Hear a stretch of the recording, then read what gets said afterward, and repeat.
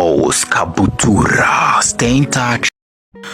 Yes, reka nizere yuko mumeze neza ladies and gentlemen, mwebwe mugifite mu mahitamo gukurikira boss kabutura umunsi ku munsi. Umunsi ni kuwa mbere, no umunsi w'umurimo, no umunsi ugomba gushyiramo energy nyinshi cyane kugira ngo akazi kawe kaze gutanga umusaruro ndetse ubone na potential komeza icyumweru ufite imbaraga nyinshi kugira ngo icyumweru kizarangira ufite umusaruro ugaragara. Uyu munsi rero n'ubundi ibiganiro byacu biraza gukomeza twibanda ku makuru yagiye acicikana muri weekend ndetse n'amakuru kuri ubu ngubu agezweho. Making sure rero ko wamaze gukora subscribe kuri YouTube channel yacu, kandi making sure ko wamaze kudufollowinga kuri TikTok, kuri Instagram, kuri